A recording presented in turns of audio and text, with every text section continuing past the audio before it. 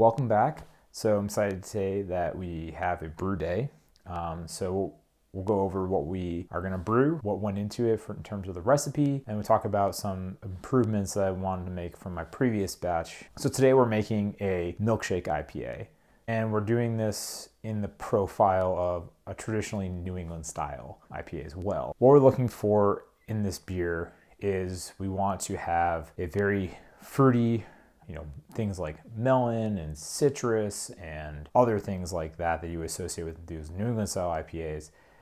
The other big thing with New England IPAs is the color. And so the color should be this kind of bright orangey, but opaque. Like you can't see through it if it's done right. And then additionally, because it's a milkshake IPA, at the end of the boil, we're gonna add lactose to this. The big thing with this, with your grain bill, is that you have about 50 to 60% two-row, and then you're gonna have some adjuncts in there. So we're gonna have white wheat malt and flaked oats, and then a little bit of honey malt to continue to add that sweetness to this beer. The hops that we're using 3 varieties. So we're using Loral, Citra, and Magnum. So we're gonna add Loral 10 minutes before the end of the boil.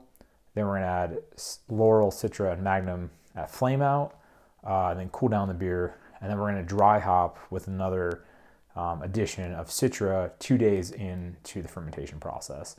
And again, for these New England style IPAs, the reason why you add it to the early part of the primary fermentation versus some other traditionally dry hopped IPAs is because you're looking for this thing called biotransformation. So with that, you're hoping that the yeast, as they're metabolizing all the other sugars and other compounds that are in solution in the fermentation process, making alcohol, they'll also do the same thing to these aroma compounds and get different estery compounds that give you those fruity notes that are associated with them.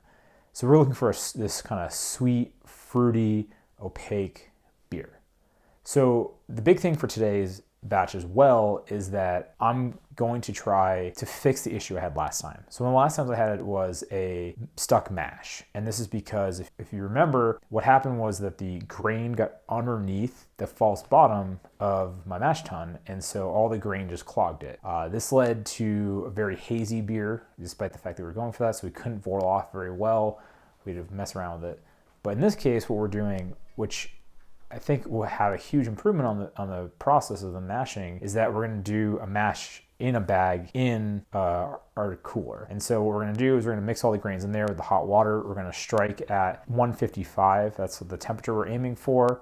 It's going to smash for an hour. Then we're going to add our sparge water to the mash and rinse off all the grains, see where the gravity's at. It's still not good. The benefit of having your mash or all your grains in a bag is that I can pick it up out of the actual cooler and then heat it up to strikeout temperature. So if I don't hit that gravity that I'm looking for and I don't get all the sugars out, I can then heat it up to 170 degrees, hold it there for 10 minutes, and then finally just pull the grains out and squeeze out as much as we can. I think this will help with our efficiency. It's because last time we had below 50% efficiency, which is not great because you're looking for all these grains.